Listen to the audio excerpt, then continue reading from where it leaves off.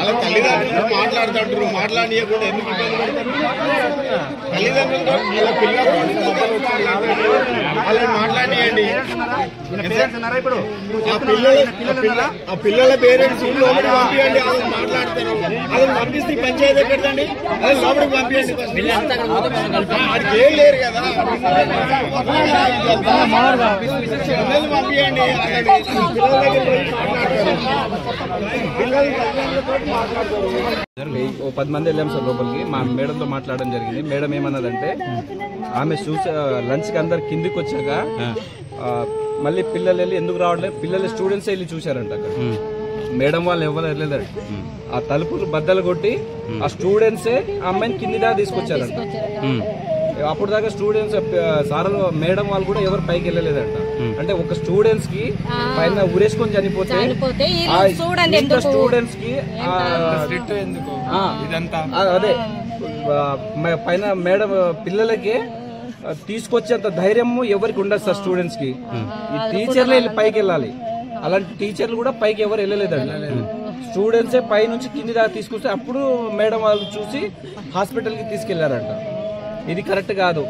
Maximum అందరు ఇక్కడ టీచర్లే ఆమెను హరాస్మెంట్ చేశారు. 250 మంది పిల్లలలో ఆమెను ఒక ఆమె పక్క ఒక సపరేట్ గా కూర్చోబెట్టేదంట. ఆమె కులం పేరుతోటి ఆమె చెంచోళ్ళని చేసి వాళ్ళకి ఆమె పక్క నువ్వు ఎగ్జామ్స్ వస్తున్నాయి, నీకు చదువు రాదు, నీకు అది ఇదని మేడమే వాళ్ళు చెప్పేవాళ్ళంట. వర్కర్లు కూడా అదే విధంగా ఆమెకు చెప్పి 250 మంది పిల్లల నుంచి ఆమెకు సైడ్ కూర్చోబెట్టేదంట. ఆ డిప్రెషన్ తోటే ఆమె చనిపోయింది. ఆమెకు యాక్చువల్ ఎందుకంటే మేము ఆమె కోరుకున్న ఆయనతోటే సంబంధం చేసినాం. ఒక 6 months బ్యాగే సంబంధం చేసినాం ఆమెకు. ఆమె ఇక్కడ వచ్చి సూసైడ్ చేసుకోవాల్సిన అవసరం లేదు ఆమెకు. ఇక్కడ మాక్సిమం ఇక్కడ ఉన్న టీచర్లతోటే ఆమె హరాస్మెంట్ తోటే ఆమె చనిపోయిందని మేము అనుకుంటున్నాం. ఇప్పుడు మాట్లాడిన విషయంలో ఒక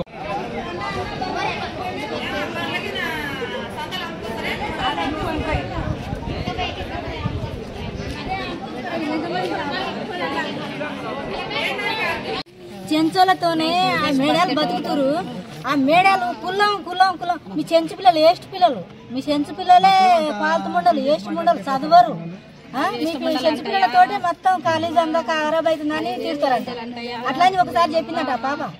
చెప్పినా కూడా ఇంకా ఎప్పుడు అవే మాటలు అంటుండ్రు అని చెప్పి ఈ పిల్ల ఇట్లా చేసుకున్నాం సార్.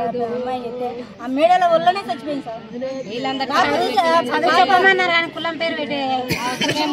అబ్బాయితోనైతే ఎంగేజ్మెంట్ అయ్యింది ఈ సంవత్సరం. ఇప్పుడు ఎండల్లో పెళ్లి చేద్దాం తప్పేం కాదు. ఒక అమ్మాయిని ఇబ్బంది పెట్టి మానసికంగా సపరేట్ చేసి చూస్తే 250 మంది ఆ అమ్మాయికి ఎంత బాధ ఉండి ఇంటి అట్లా చేసుకుని కులము చెంచోళ్ళు అని అంత తీసేసి పారేసినట్టు మాట్లాడే అవసరమా? ఎప్పుడు చెంచోళ్ళు అంటే చెంచోళ్ళు బతకూడదా, చదువుకోకూడదా? వాళ్ళు చెంచోళ్ళు అనే